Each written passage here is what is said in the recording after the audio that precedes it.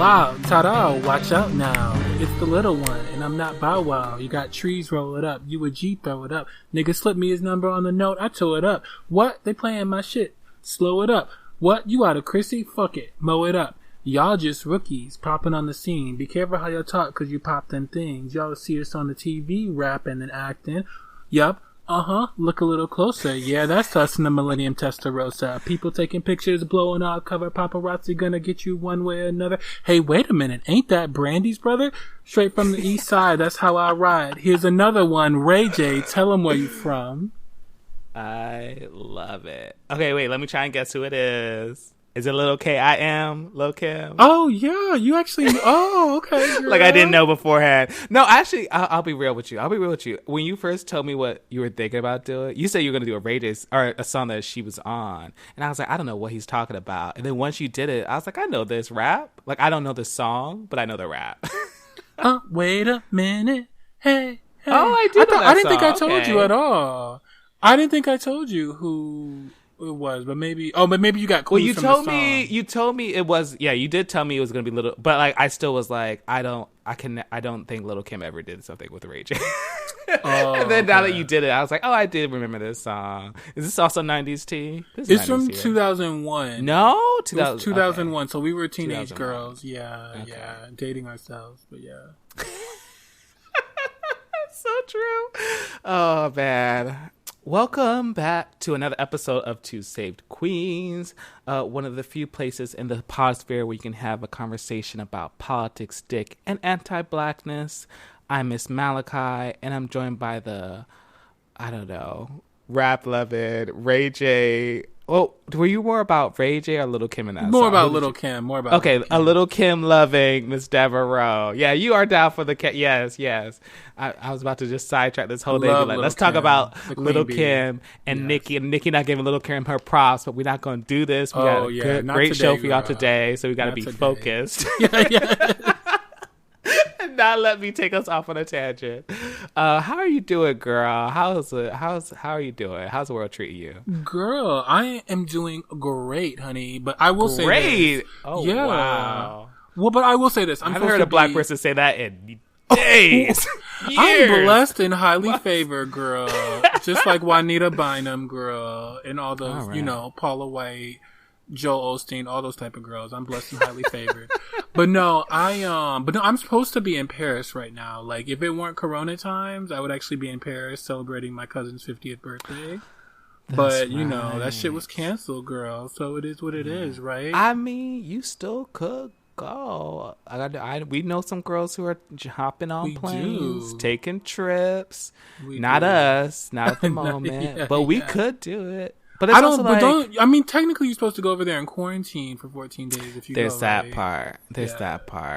And a part of me is also like, if you're going to go to any place like Paris, I feel like if you're going to an island and you're like, all right, I'm just be on this island, I'll be on the beach, okay. But if you're going to like a place where you're like, I want to go to the Louvre or walk the Seine or go have crepes, go to like some small little cramped place where people are going to be smoking cigarettes in my face, that's not the Paris you're probably going to get right now. So it's almost not worth going to. Yeah, she wouldn't be the same in Corona times. Even if I could go, she wouldn't be the same city, Because we were supposed to actually be, there's actually a really cute restaurant at the top of the Montparnasse Tower, which I like better than going to the top of the Eiffel Tower, because if you go to the top of the Montparnasse Tower, you get a view of the Eiffel Tower at night, and it's amazing. Is that in North Paris? No. Where is it's in the Montparnasse Tower I think it's in a part of town called La Défense, which is like what part of Paris? Like, do you remember what part of Paris it's in? 'Cause I'm trying to think if I've been there or not. It sounds familiar. Maybe I just saw it on the map. It's fine. I'm not going to sidetrack. It's like it's a skyscraper. It's like, I can't remember exactly where it is. It's fine. Paris. It's fine. We'll look it up another time. Like the 6th arrondissement. It's between the 6th and the 14th. I'm not gonna know what that means. Oh, okay, got it. But I do love Paris, and I do. I want to go to the top of the Eiffel Tower because I think it'd be cute to have champagne, because you have champagne up there. But I'll be honest, I think my favorite part is actually just like watching the Eiffel Tower when she lights up. Like, I don't need to, I think, even be inside of her. I like to just like see her light up. That's one of my favorite things in the world, actually, to see like, you know, the Iron Lady light up. Oh, she's beautiful. So anyway, yeah, I was supposed to go to Paris this summer, and I didn't go either. But yeah, we're not talking about me, so. Yeah, girl, we'll get over it. I mean, we've been to Paris before multiple times, and we'll go again in the future. You know, it's not the end of the world, girl. People are dying, you know. Not yet. Okay. Right. Thanks for that. How many now? How we still haven't broken 200K I think we're at 190. We're at 190,000 a day, girl. Cool. Yeah. Cool. Yeah. Also, girl. So you know what? But like the reason I did the whole Ray J song is kind of like harkening back to, you know, the Brandy and Monica verses that we missed talking about last week because we recorded a little bit early last week. But girl, I remember years ago, maybe like 7, 8, maybe even 9 years ago, 8 or 9 years ago, probably, you told me a Ray J story, and Ray J showed up at the Brandy and Monica verses. Like, he was in pictures on social media after the fact, hugging Brandy and Monica. So, girl, I just wanted you to tell the girls your Ray J story. I really did. That's the whole reason I did the song, bitch. That's so funny. Because we probably would have done a Monica song. We'll get to, like, do a little bit on the Monica Brandy verses thing that they did to, like, you know, remind people to vote. But yeah, so I met Ray J. So I used to work at a certain hotel. I don't really need to hide the name, but I'll just say a certain hotel at the corner of Beverly and La Cienega. Give an exact location. Across from a major mall in LA. It was like a 4-star hotel that was, I think it was Australian owned. I don't remember. But no. It was French. Oh, no. It was just popular in Australia and certain parts of Europe. It was French owned. But yeah, so I used to work the overnight shift there because early LA days when she was hustling, I would do the overnight shift because then it would free up my day to do meetings and to write. And it didn't always work out well because then a bitch would be too tired because the overnight shift at a hotel is basically like 11 to 7, something like that. And basically that job is to turn over the hotel. So you're supposed to, it's usually a quiet time at a hotel, but you're also responsible for like turning over the hotel for the next day. It's also a time when you get, when people come through, when you have the 2 a.m. crew, people coming out from the club, they don't want to drive home, or they have been driving and realize they shouldn't because the cops are out there with checkpoints, so they need to get in the hotel for the night. Those LA checkpoints are nothing to play with, girl. I know. Every time I've come out there, I see those cops, girl, on Santa Monica Boulevard. They'll surprise you, bitch. Like, they'll surprise you, bitch. Don't. Ooh, girl. I'm not gonna. I'll tell the story another time. But I've never driven drunk, but I've been in the car with someone who's driven drunk. But a story for another time. Yeah, girl. Scary. Let's have our LA checkpoint. Let's have our LA checkpoint stories, like on an upcoming episode, because it was one crazy LA checkpoint story. Okay, all right. We're gonna pin this. We're gonna write that down. Come back to LA checkpoint. So, but yeah, basically, like, and I was where this hotel was. If you know where Beverly and La Cienega is, it's on the west side of town, near West Hollywood, near Beverly Hills, so you get a certain clientele. But so I would have all types of people. Like, I met Floyd Mayweather. He came in with like 10 of his baby mamas. I met Suge Knight, who Suge Knight, by the way, tipped me the best out of everyone, even white people. So I don't care what, I don't care who he killed, but he tipped me really well. I would have loved to have met him. I was always like, would you have had a conversation with Suge? He was super nice. Like, for a minute, I wasn't sure it was him until I saw the ID. I was like, yo, it's really Suge Knight in front of me. Yes, I would have loved to have met him. I would have gotten a picture and everything. I know that's unprofessional, did you do it? But to be what? What are you gonna say? Because you're not supposed. Obviously, that's overall LA for any service job in LA. You're not supposed to be like, "Can I get your picture? Can I get your picture?" Yeah, but Suge Knight though, you want a picture with Suge Knight? I mean, I'm a rap fan. Like, I've been a rap fan. You know what? That's fair. That's fair. Death Row was it. So on one of these nights, Ray J came in. Of course, again, came in with the entourage, and I'm like, "Oh, it's Ray J." He looked fine. It was like, okay, I never thought Ray J was super cute. Maybe like early Moesha days, but he was fine. It's like, hey, it's Ray J. He's like, oh yeah, can I get a room? I was like, okay, well, I need a credit card. He's like, oh, all right. I'm like, okay. He looks at his entourage. They look back at him. And he's like, can I put down cash? I'm like, and you actually can check into hotels with cash, but it's like the reason why hotels take, even if you have all the cash to pay for your night, the reason why they put credit cards, if you fucking trash the room or throw some shit or whatever happens, we're still liable for that. So that's why we take that credit card. So it's like, okay, you can pay cash, but I still need a credit card.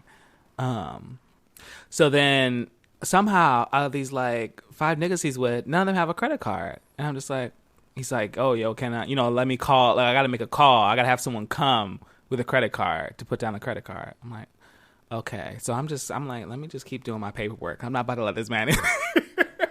Because basically, if some shit gets messed up, bitch, my ass is on the line. So I'm not about to let you check in with no credit card, Mr. Ray J. I know who you are, but I still need a credit card. And I feel like this was after, I don't know if this was, because this may also tie into like our topic for this week. Ray J was kind of in the news, but I think this was before the Kardashian video, I feel like. But I think it was like, there was still just some news about Ray J just kind of being a mess. Nothing crazy, but...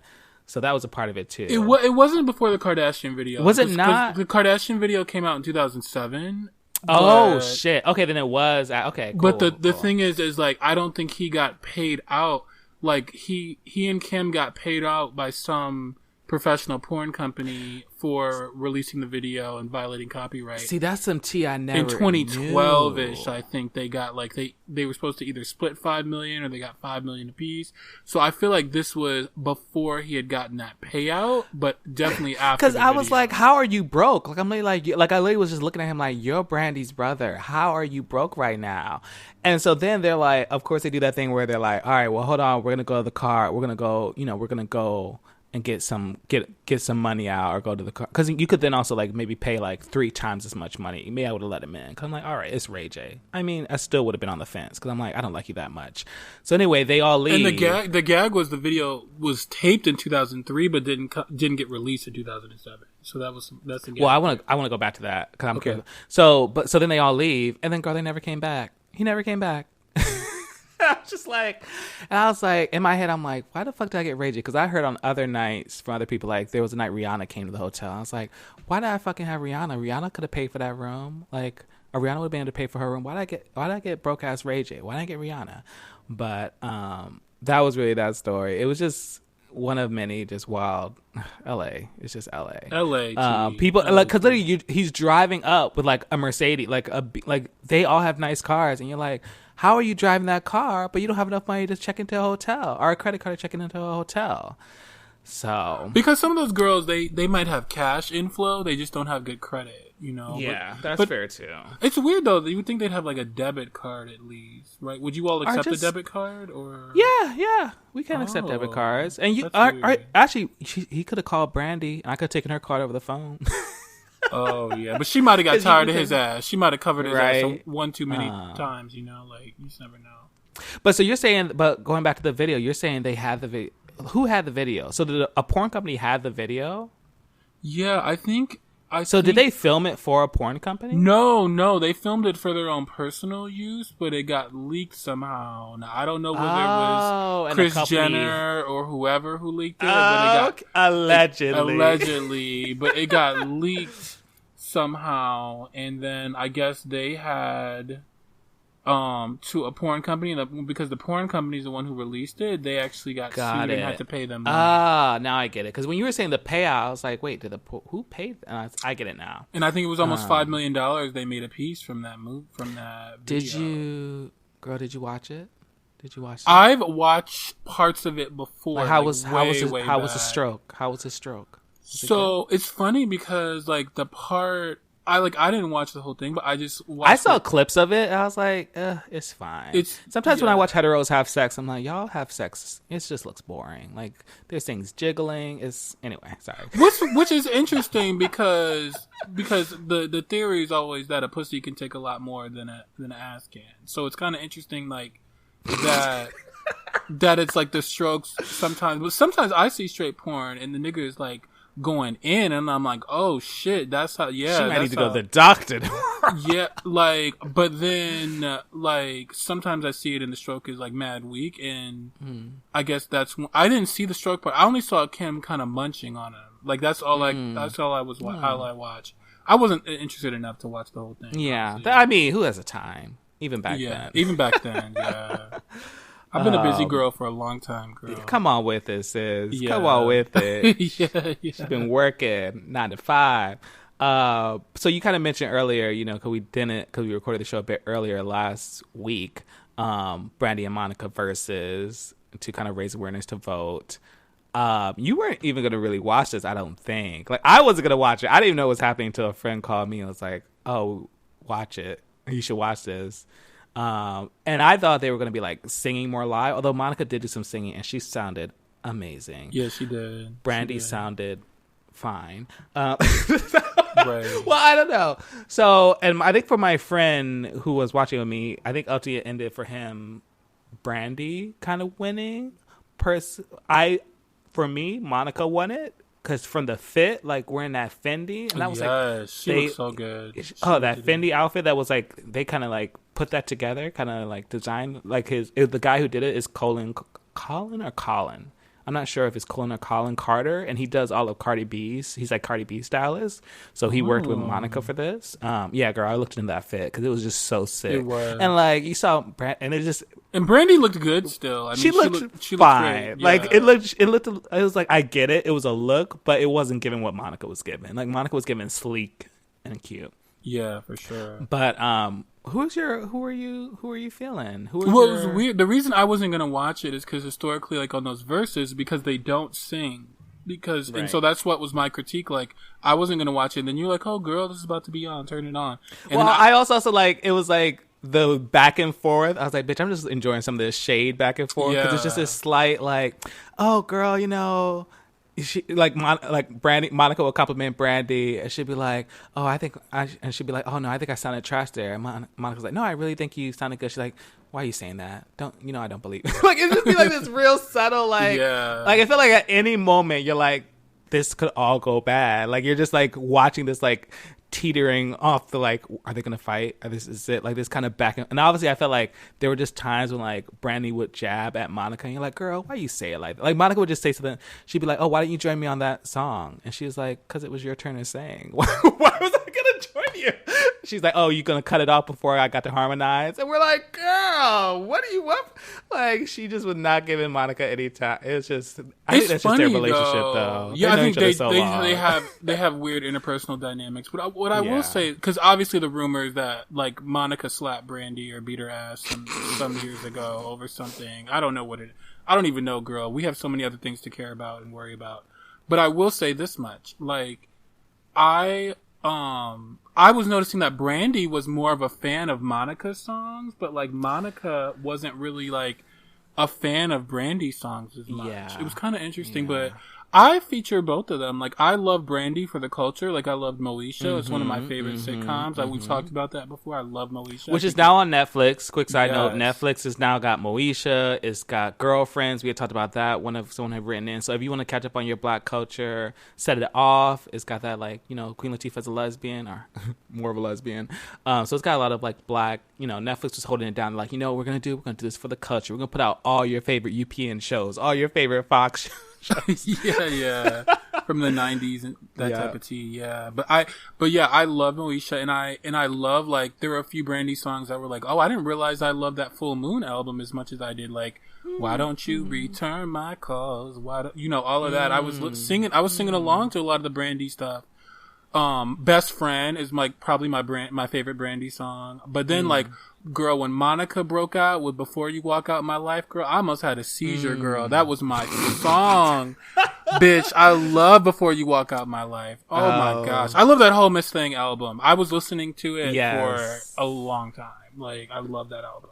She was 13 when she recorded that album. She was so young. Sounds so great. Because I feel like that just feels like grown people music. Like, For You I Will. Like, it's like, what's a 13-year-old singing about For You I Will? But you're like, for me, at my 30s, like, oh, yes, bitch, I will. That Angel of Mine, that was it. That's what got me. I love that song. Yeah. Like, that's on that second album of her. That's on, I think it's on The Boy's Mind. That album, The Boy's Mind. Yeah, I don't always think about the names of like Monica's, but then I'll hear it and I'll be like, oh my god, I love this song. But yeah.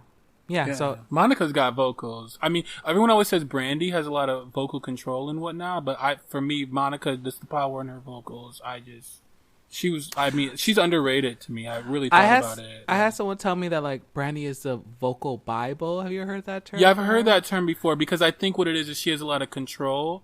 Her tone, like, for the girls who are, like, real vocalists, like, I heard, you know, that her control of her voice, like, really... Yeah. Probably, like, they say that Brandy has more control over her voice than almost any other popular artist. Yeah, I heard that, and I laughed when they told. I was like, okay. Okay. Shady hoe, bitch. So yeah. I think we can get into because we got a deep dive, and I want us to go give us time to dive into our topics. So our Enlightened Jews discussion this week, we're bringing it back to Anti-Blackness, one of our favorite topics. Yeah. But we talk about this shit a lot, but I mean it's like relevant, right? Because it's everywhere. Anti-Blackness it is fucking everywhere, bitch. It's gonna be, girls. As soon as November comes, we're gonna just be light topics for the rest of, like, you know, until the next Trump gets reelected. No, so we're gonna talk about Anti-Blackness. Oh, girl. And I don't know what we're gonna do if he gets reelected, girl. I don't know. We're just I'll be telling you about how I'm on an island, describing the water to you. And I'm gonna be right here with my guns. Yeah, you're like, yeah, ammo. Girl. I'm in my boarded up apartment. Up, girl. So we're talking about anti-blackness, but for them thinking about ethnic white, we had talked about it globally. This time we're gonna talk about it a bit closer to home, in the form of ethnic whites and. And off-whites. Off-whites. Off-whites, which, girl. what would you define as an off-white? Girl, off-white is like, the Kardashians are off-white, for instance. Like, are, even like to some degree, some Middle Eastern people who are classified by the U.S. Census Bureau as white, actually, are off-white. Armenians would be off-white. Maybe like people from like Kazakhstan and some of those countries in like, you know, Central Asia, like non-Western European whites. Yeah, exactly. Other type of whites. Yeah, so like anti-blackness among both the ethnic whites, like the Italians, the Irish, the Polish, all of them, and then also like the off-whites, girl, the Armenians, well, I'm gonna talk about a particular group in a little bit. Well, let's get into it, girl. So what made you come up with this topic? So I thought about this topic because Michigan, girl, it is a lot of hillbillies. It's a lot of like, not like Southern hillbillies, but just like white trash in Michigan. Like, okay. So like, that's my dad's term he used to use. I don't really use that term that much, but he used to always say that. And I'm like, okay, so like, what does that mean exactly? So that means like really white grievance based, like people who, you know, think that whites are the victim, like that kind of thing. And you see them like when you go on like in our Metro Detroit, like our local news channels on their Facebook pages, and you look at the comments under the Detroit News, under Channel 2 and Channel 7, WDIV, like our Channel 4, clickondetroit.com, and you look at the comments, and you see like these white racist comments. And I've noticed a pattern where like a lot of the most racist comments under news stories about crime in Detroit or whatever it is come from people with Italian last names or Polish last names. Like, I've noticed this trend over and over and over again. I'm like, oh my God, these people were like barely white 50 years ago. Like, the white people didn't even want them here 50, 60, and 70 years ago. AKA the white people being like the white Protestant, like the Brits. Exactly. From Brits and from Western Europe and stuff. Like these were immigrant groups 60, 70, 80 years ago. Like, in other white Protestants in particular didn't even want them here, right? So... but here's the interesting thing. So there was a girl that I went to grade school with, and she's an Italian American. Her family's Italian American, and she's very nice. She was always very, very nice. I went to grade school with her and high school with her. So like I've been knowing her since first grade. Very well off family. We went from one private school to the next, right, for high school. And she and by she fish. Okay. Yeah, a fish, white fish. Italian American fish. So I was like, you know, it was actually her birthday. Her birthday was on Facebook. So I was like, oh, you know what? I was like, you know what? I'm just so curious. I'm going to go and look up her dad on Facebook and see what type of tea that he posts on Facebook. And I'm going to just go because they're Italian American. And my theory is that, like, I feel like Italian Americans are more racist than, like, regular white people almost. So like, at least that's my experience here in Metro Detroit. Like I said. And so I went and like, and looked up her dad on Facebook. He had wished her happy birthday. I clicked on his thing. He had like a bunch of stuff public, like baby boomers tend to have. They don't know any better, right?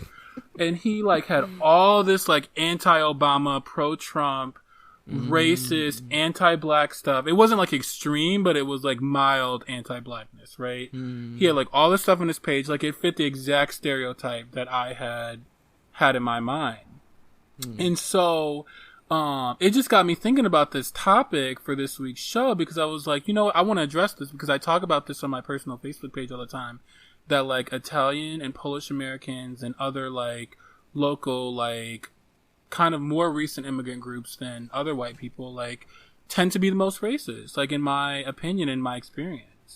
And you might have a story of your own. Well, I mean, you're from Philly, so that's a heavy Italian American city, right? Like a lot of Italian Americans. Yeah. So I think the first thing I'll say is I think a piece of it is probably like overcompensation, like thinking about the fact that Italians, Irish, they were having that immigrant status. They were treated like black. They were treated like, you know, really terribly, you know, they were. And in some ways, I think to move their way up, because they were closer to whiteness and some of them could pass even though there were issues back then. It was so interesting reading about like Italian tea, about like the Italian Civil War, and like how there were that same thing, like colorism, and that stuff is not just, it's all over, like with like the Sicilians being more dark skinned and them kind of, you know, not being respected as much, and, you know, having issues in the Italian community.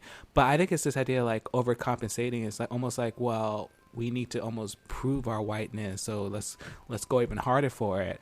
And I think about that with Philly, because Philly is like a very black city. And when you first asked me about like the relationship with it, you know, with like Italians and stuff, a part of me was like, I really had to rack my brain, because especially thinking about South Philly. So South Philadelphia is known for being very Italian. And I was also saying, like, I had originally said Irish too, and you're like, oh no, I think the Irish are more in the north. Like where I went to high school and stuff, but actually there were a lot of Irish in the South too, and I don't think I actually remembered that for sure. That is why I was like, oh, maybe you're right. But back early Philly days, there were, in that part of South Philly, there were Irish there were Italians there, and there were black people. And ultimately it became a thing about like housing, that like with the Federal Housing Administration, of course, we talk about like redlining and these things making it easier for certain people to buy properties, that's where those demographics started changing. That's where segregation started happening, and where black people started getting pushed out into more different parts of Philly, and especially like North Philly is known for being very black. But for me, when you were like bringing up South Philly, I was like, girl, I don't know nothing about South Philly.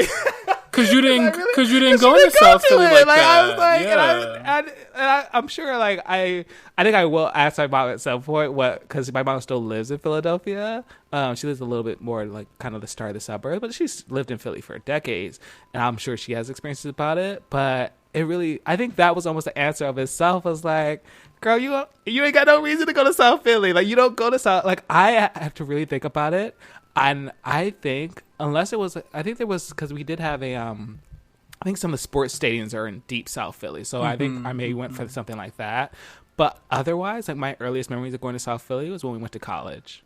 And that was because like girls wanted to go like, oh, there's a brunch place in South Philly. And even then I remember Samantha's. I think it was like Sam something. It was like known for having like these, I don't know, they were like hollow waffles. I don't remember. Some French toast, some special French toast. Oh, French toast. Yeah. I feel like you've been there. It was like a place to go. But I feel like that was like my one memory of going to South Philly, because it's like, girl, ain't no reason to go down there. That's not our place. Like it, and because they don't want us down there. That's why you felt that way. And that's the historically, like the Italian Americans and maybe the Irish too, but I just definitely remember the Italian Americans. Like, if I remember before I spent the time I did in Philadelphia, like before that, but I'd heard stories where they would try to run a black family out of a neighborhood in South Philly if like a black family tried to move into one of those Italian American neighborhoods in South Philly. They would try to run them out of there. Like, they did not want us down there. Yeah, I mean, because some of it, and I mean, it's going back to like some of that federal housing stuff from, you know, and even thinking about stuff around the New Deal, like that's when some of this stuff started getting like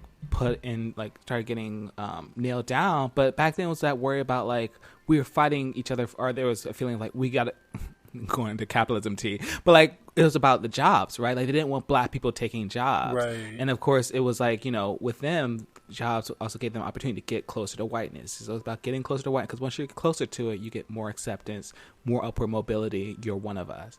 But I think the interesting thing about South Philly, especially recently, is just that like she's not doing great. Right, like she's kind of rough right now. She's been hit pretty bad economically. Like if you look at Philly, like the parts that are like mainly like the downtown area, Center City, parts of like Manayunk, which is kind of like northwest, like northwest of the city. West Philly, where University of Pennsylvania is, which has just taken over. One of the Ivy Leagues has taken over that whole, whole, and there's a whole different story there about this, white institution taking over. West Philly was also a more black area, and it's kind of pushing the black people further and further out and gentrifying it. But I think the two interesting things that happened recently with South Philly were about the Frank Rizzo statue and the Columbus statue. And we had talked about Frank Rizzo before, which I forgot, of course, he was the first Italian-American mayor of Philadelphia, and was also a horrible racist. Yes. Was known for being against desegregation, went out of his, a lot of police brutality happened under him. I think when he was running for one of his terms, one of his big things was vote white. And it goes back to that thing I was just saying about like overcompensating. And there are a lot of Italian Americans who were fighting to make sure. So there was a Frank Rizzo statue. I'm blanking on where it was, but they were fighting. They were really upset. I think it was near downtown, but they were really upset when it got taken down, because for them, this was a kind of heroic figure of that community. And he was someone who was promoting safety and security against Black people. So they were really upset about that. But then that kind of translated to, with everything happening with the riots, people also kind of looking at Columbus, and of course Columbus was Italians. And It's like, girl, what, like how far back do you even need to look for some of y'all girls to even have any connection to Columbus? But they were still out there with their bats. Like you said, they love to have their bats. Yes. The Philly Italians, they're known for that. The bat thing. Yeah. And it's interesting. And then, with everything happening where, it's just all feels so connected, because then we're talking about that, we're talking, and that shooting that happened in Kenosha, and how those police had basically, spoken to the shooter and basically like were like thanking him and others for being there. In South Philly, there was an incident. This was maybe a month ago, where like it was in Fishtown. And there were all these like almost like a white mob that were basically like trying to defend. Because they were worried about us burning their shit down. Like, bitch, we ain't worried about burning nothing down in South Philly or in Fishtown. But they were out there basically with bats, like a roaming, like kind of militia, white militia tee. And the police there weren't doing anything to them. And more so, they were actually like, they would talk to them, communicate with them. And they were more they were more difficult to the protesters. And that's that tea where it's like, this is how it all connects. Like this type of anti-Blackness from like, these communities that at one point were immigrants, but have now become part of this system that reinforces this whiteness and reinforces anti-Blackness. And I think anti-Blackness has become a way for like immigrant, more recent white immigrant groups to integrate themselves into whiteness, right? So like, girl, you can always beat up on us. Yeah. Well, I mean, we're always at the bottom of the poll. Exactly. I mean, there's probably another conversation talking about like Asian Americans and that, but that's a whole nother that's a different kind of tea. Yeah. But I think that was like, because basically I heard that at one time that the white people were calling Italians the N-word, like at one time, like that, and they had all these other racial slurs for it. Well, because you think about like, right, I can't remember but if you think about like, Sicilians are darker skin, like they're not. Yeah. And, it was so interesting. One of the articles I was kind of reading to prep for the show, when it was looking at like, hey, look at like World War II, like, after like Mussolini, like Italy, we were against Italy. There was a lot of anti-Italian feeling. For sure. But ultimately, somehow it's become this thing of like, especially, think about the South Philly example of like, they're both, and I'm curious if it's like that in Detroit too, where it's like, you're both a victim and you're the accuser. Like you're like, you won in both ways. You're like, well, we're victims because, we had it bad too. Italians weren't always accepted. But at the same time, it's like, but we don't care about the fact that like some of us have hurt you. Like you're just not going to take down our history, our statues. even though we actually kind of faced some of the things that you faced, but we kind of had to divest ourselves to get accepted. And it's like, you can't have it both ways. You can't, but it feels like they still try to, right? Well, I feel like what a lot of Italian Americans say is, "Oh, we came here and we worked hard, and why couldn't blacks do it?" Too? Oh, is that what happened? That's a big thing that happens in Michigan. Yeah, but see, in all honesty, Italian Americans, y'all just worked hard. That's how y'all got ahead. Huh? And Italian Americans definitely they were culturally they were builders, and they did build a lot of Detroit. Like Italian Americans built a lot of Detroit, in all honesty, and a lot of other cities too.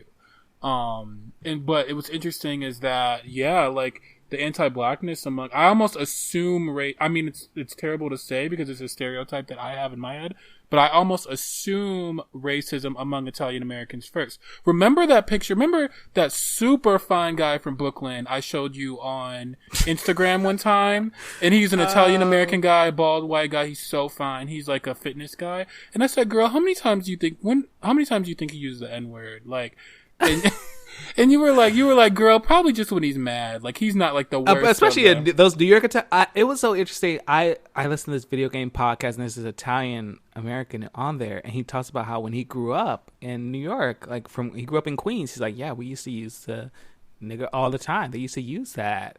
And he's like, as I got older, I realized that wasn't right. But he's like, yeah, I have aunts, uncles. They would use that all the time. All the time. I believe it.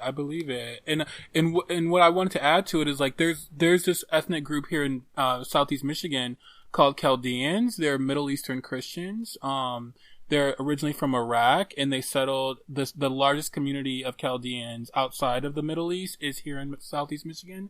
And then they have smaller communities in different parts of California and also like in the Chicagoland area, but Metro Detroit has the largest population of them, and they are known they own a lot of like party stores and gas stations and those kinds of businesses here locally, and other businesses too, but they are known for using the N-word, like about black people. In reference to us? Cause some people are like, oh yeah, like I hate, like sometimes they're just saying like, oh, I get to say the N-word on songs. They're saying like, oh, I hate niggas coming in the store. What they say, and they're probably the ethnic group here. That's why I call them like off-whites, right? Because technically by the census, they're considered white. They are Christian too, but they're really Middle Eastern, and they're off-white. They're not really white. They're really Middle Eastern. And so they use it again, like with each other. They call each other nigger. They call us nigger. They like use it just so liberally and so frequently.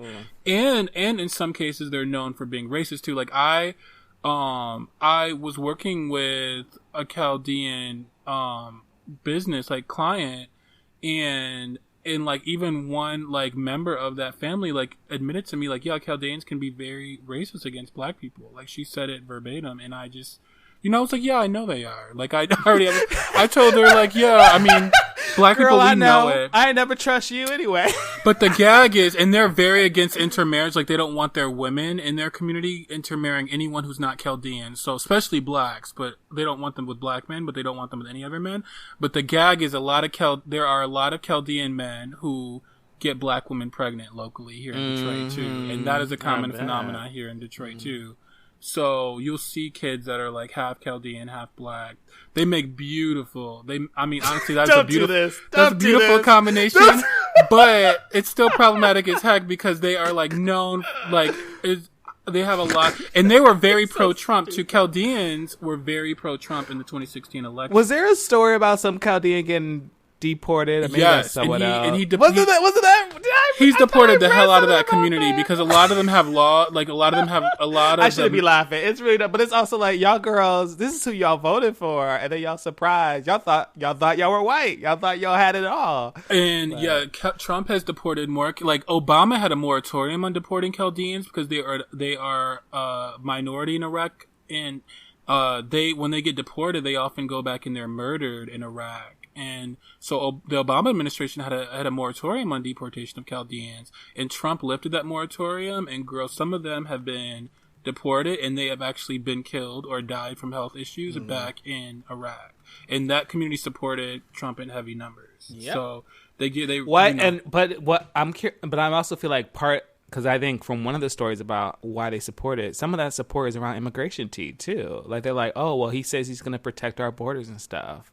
Well, so and part of it. Well, I'm curious. In Detroit's case, was it that too? Yeah. Well, so I've heard a few reasons. The Chaldeans supported Trump because he said during the 2016 cycle that he was going to support Christian minorities in the Middle East, and he was going to have more U.S. government support for them, and that was one thing. The second thing is Chaldeans also are known for being, in many cases, not universally, but often very anti-Muslim, which we have a large Arab Muslim population here in Detroit too, but they don't really mix that well. And so because of Trump's anti-Muslim rhetoric, like talking about closing, sealing off the borders to Muslims and not allowing any Muslims in, they were attracted to that too. Plus the anti-blackness piece, because Chaldeans are known for being anti-black. Well, that'll do it. So you get what you get.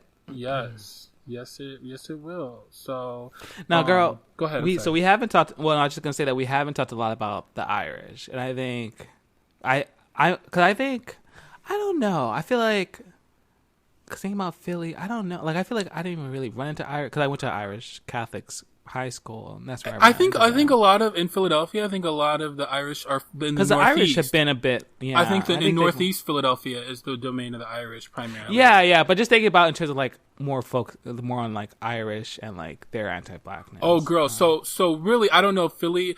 The major story is the Italians and blacks clashing, but in Boston and in New York probably, but in Boston it's the Irish and black people who clash. Like, because in Boston, like in 1974, there were white race riots that were Irish Americans trying to keep blacks out of their schools, trying to oppose desegregation in the 70s. Like, and there was actually white racial violence against, black people trying to integrate into schools throughout the city there in Boston. So, yeah. And in New York, the police force the Irish Americans have a heavy presence in the police force in New York City. Yeah. Those Irish families. Yeah. They'll be like the father, the grandfather, all be like police officers. Yes. Yeah. And so think that in itself is like, obviously, a source of contention between the Irish community and the black community there in New York. So just a minute to think about. Yeah, there's definitely a lot of issues there too. But, all of these think about 70 in the 20s and 30s and 40s and 50s, like the white people used to consider these people like, dirt, right? And all of a sudden they're like, these people are like some of the most anti-black white people now. And it's just such a huge transition so quickly within the last 50 plus years. But it's also not surprising, because white people are going to white at the end of the day. All kinds of white people are going to white. Even off-whites are going to white. So, but I think it's also like that was that way of like getting into the club. Like, to be racist against black people or to be anti-black is a way of getting into the club. For sure. And I think about like Philly being a black city and definitely known having a lot of black culture is famous for, but also how surprisingly, despite how the Italian community in Philly is a minority, things like Rocky, things like cheesesteaks, things like Passaginos, which is like a cheesesteak place, those things have become synonymous with Philly, when for the really, like, the Italian community is not that big in the city, but it's like, it's that type of whiteness that's like, well, we're going to accept these parts of Philly and let's accept the other parts of it. And I will say in Philadelphia, like, Detroit is definitely, the city of Detroit itself is a majority black city. Philly is plurality black, so Philly is still just under 50%. But I think black, Philly has. But I think when we're talking about some of this stuff in the past, I think in the past Philly was one of the blackest cities, and maybe that's why she's less black now. But like thinking about when some of this stuff happened, like with RZA or even before that, like Philly was, Philly had. I had a girlfriend, and that's one of the things I want to do next time I go to Philly and have real time. Like, Philly was a stop on the Underground Railroad, so that's part of the reason she became very much like that early stop on the railroad, and that's partly why she has become such a black city. And I think maybe she was blacker, but yeah, definitely nowadays she's getting gentrified hard. Yeah, and Detroit is a stop. Detroit is a stop on the Underground Railroad too, because Canada is right there, and we actually there's a get out, girl. Just keep going, bitch. Don't stop. There's a famous church in downtown Detroit that actually is like they have a whole they were the stop on the Underground Railroad. So, but I think the stop in Philly's in Germantown, so in close to North Philly, Oh, I would love. But what were you gonna say, girl?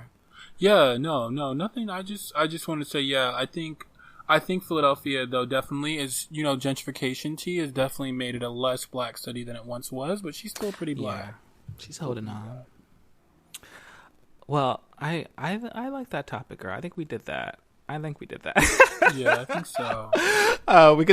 So check back in with us next month when we do pick another anti-blackness topic. Maybe we'll do one once a month. But I think we can move into thoughts and prayers.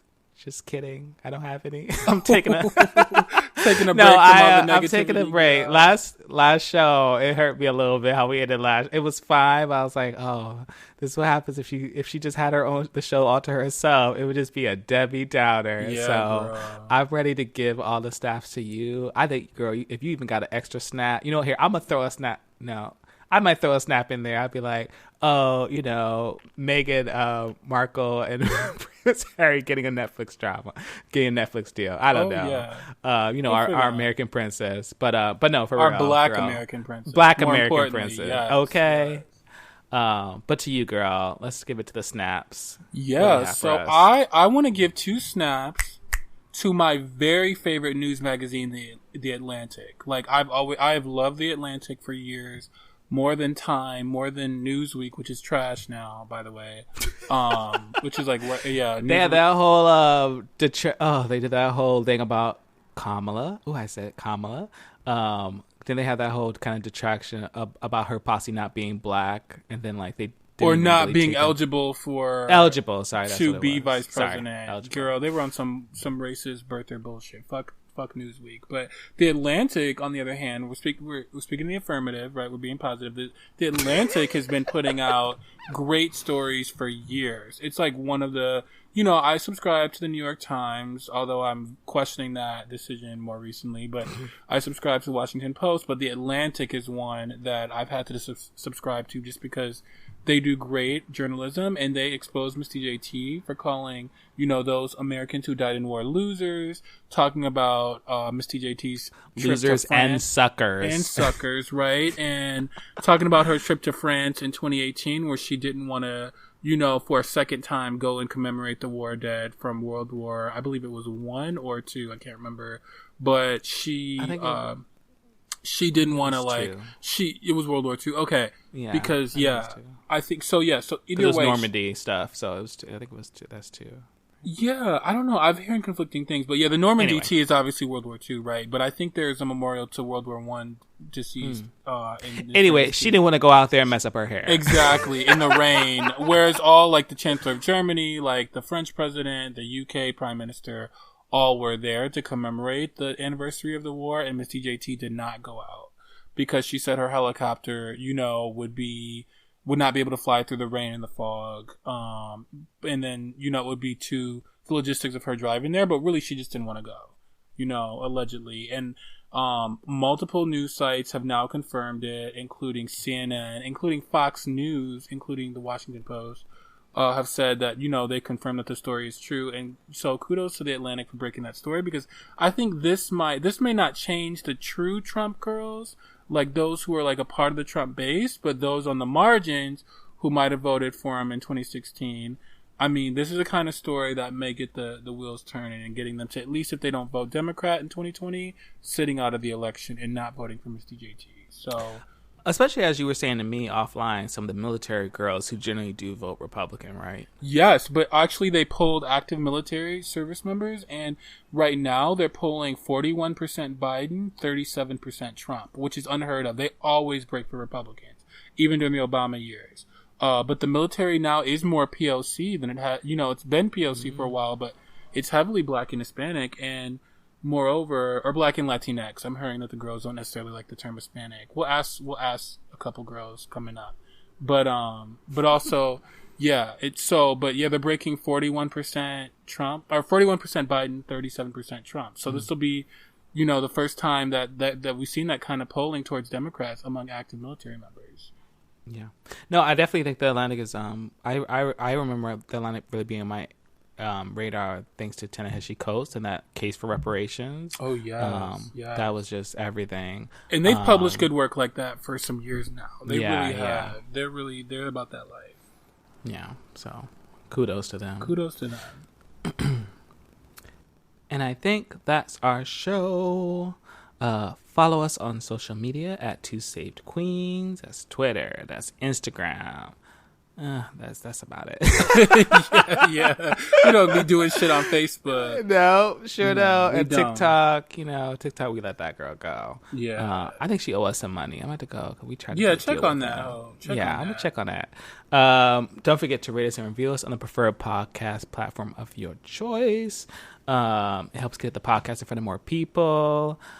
We've got some exciting shows coming up for you all. We're going to have some guests, I think, next week. Do we want to surprise the girls, or do we want to tell them? No, we're going to surprise. Yeah, I think we should surprise the girls. Yeah. So, yeah, because my thing is, like, I really like having guests on. So we're going to have some guests coming up. We're gonna start our book club because we gotta do Mariah's book, and that's coming out soon. Yes. I think we are gonna do. I think I'm gonna read that Marielle Trump book. So even if maybe I'll like find highlights for you, even if you don't want to read it, because I know we never talked about Melania, and we need to talk about her. Oh too. Yeah, because that book. So I think Melania and Me just came out last week too, or the week before. So yeah. Yeah, you seem interested in that. So yeah, stay tuned, girls. Definitely got some interesting stuff coming up. As always, we haven't. Listener mail will also be making a comeback because I have some stuff that had come through. But as always, y'all girls can send comments, questions, emails, even topic ideas to ask them, ASKTHEM at TwoSayQueens.com. And I hope y'all stay safe, healthy, and cool out there, because bitch, it's been hot as hell, bitch. We got global warming is a bitch, honey. California is on fire right now, girl. She is.